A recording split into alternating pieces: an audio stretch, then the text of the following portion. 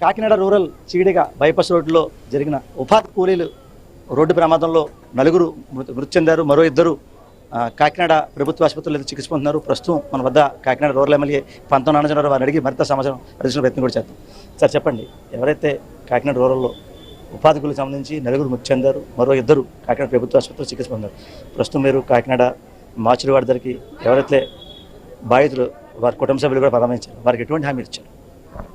Sir, జరగకుండా ఒక దుర్ఘటన జరిగింది. ఉపాధి హామీకి పనికి వెళ్తున్నటువంటి కార్మికులు ఎవరైతే ఉన్నారో వారికి ఒక లారీ గుద్దివేయడం జరగడం, నలుగురు మరణించడం, ఇద్దరికి హాస్పిటల్లో ఉన్నాం, ఒకరికి బాగా సీరియస్గా ఉన్న కండిషను, అపోలోలో ఉన్నారు. 2-3 ఫ్రాక్చర్స్ అయ్యి నర్వస్ సిస్టమ్ ఏదో కొంచెం ప్రాబ్లం అని చెప్తా ఉన్నారు.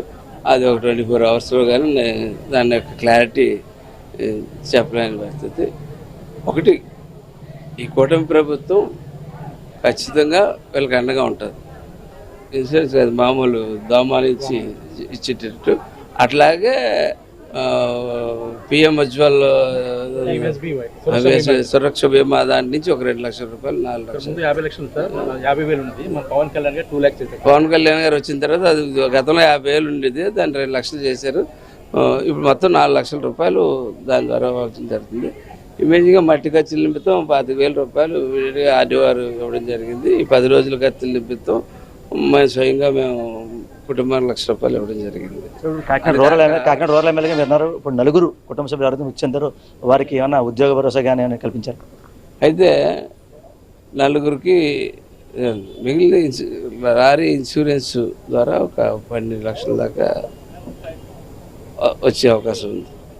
అట్లాగే సుమారు 12, 4, 16, 16ని 1, 15 అలాగే 5 లక్షల రూపాయలు కొంతమందికి, ఇందులో కొంతమంది 2-3కి ఉన్నది సభ్యత్వం తర్వాత 5 లక్షల రూపాయలు వచ్చేటట్టున్నాయి.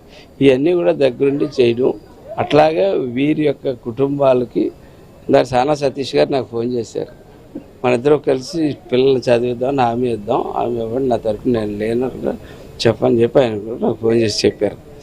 మీ ఇద్దరు ఆ కుటుంబాల్లో ఎవరన్నా చదువుకునే వాళ్ళు ఎవరన్నా ఉంటే వాళ్ళ చదువు యొక్క బాగోగులు మేము చూసుకోవడానికి మేము సిద్ధపడ్డాము.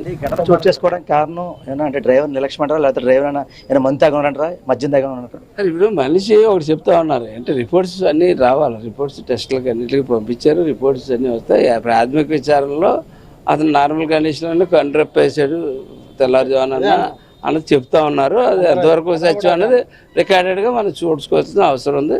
చూసుకున్న తర్వాత మనం మాట్లాడుకోవచ్చు. చూసాం కదా ఓవరాల్గా. అంటే ఈ ఘటన చాలా బాధాకరం. అయితే ఎవరైతే చూస్తాం, అలాగే వారి ఇంట్లో చదువుకున్నారు అంటే వారికి ఉద్యోగం ఇచ్చేలా కూడా చూస్తామని చెప్పి ఎవరైతే కాకినాడ రూరల్ ఎమ్మెల్యే పంతం నాన్నయ్య చెప్పే పరిస్థితి. ఇదే కొంత తాజా పరిస్థితి. కెమెరా పర్సన్ సతీష్తో రాజేష్, ఐ న్యూస్, కాకినాడ జిల్లా, కాకినాడ నుంచి.